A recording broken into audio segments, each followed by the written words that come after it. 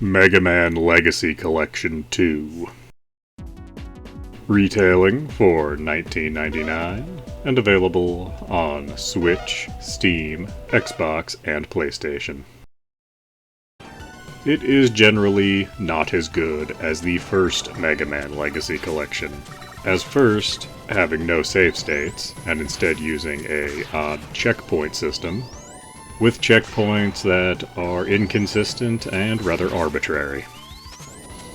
Secondly, instead of 6 games, it only has 4 games, that being Mega Man 7, 8, 9, and 10. Now, 4 games might not be much, but if they are good games, that could still work. Sadly, you don't have 4 good games here. What you have is 2.5 good games. 7 is the worst game in the collection. It was the first Mega Man of the original series to be released on Super Nintendo.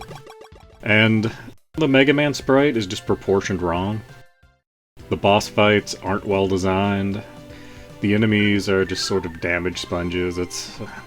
So much more could have been done on the Super Nintendo, just looking at the Mega Man X series. But sadly, 7 just didn't get that treatment. Now, Mega Man 8, originally from the PlayStation, better game.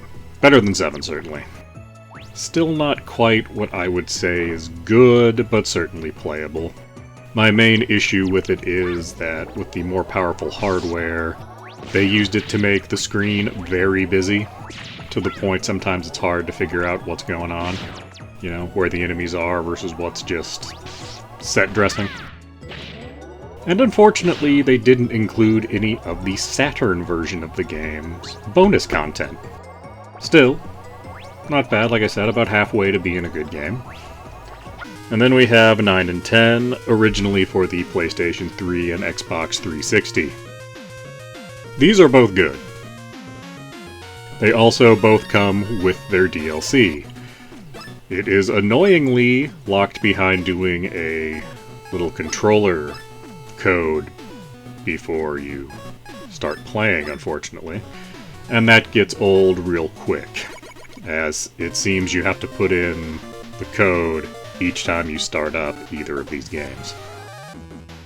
Now, Mega Man in 9 and 10 is very old school. When playing as Mega Man in both games, you cannot slide, and you cannot use the charge shot for the Mega Buster.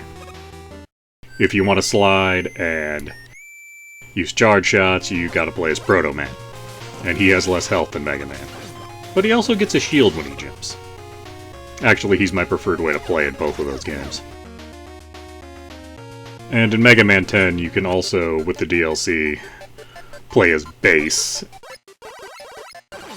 He doesn't slide, but he kind of lunges forward. And he has a rapid fire that can be aimed in all 8 directions. Which is a very different way to play a Mega Man game, certainly. It makes the levels easier, and the bosses much harder.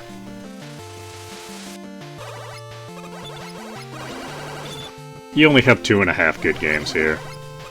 For $20, that's not a great ratio. But Mega Man 9 and 10 were both $10 when they first came out. And you do get all of the DLC that was released for them. So that makes it, just for those 2 games, kind of a deal. But I don't know. I can't recommend this one. $20 for 4 games, one of which is just completely worthless. Nah. I say you pass on Mega Man Legacy Collection 2. And if you would be so kind, like and subscribe.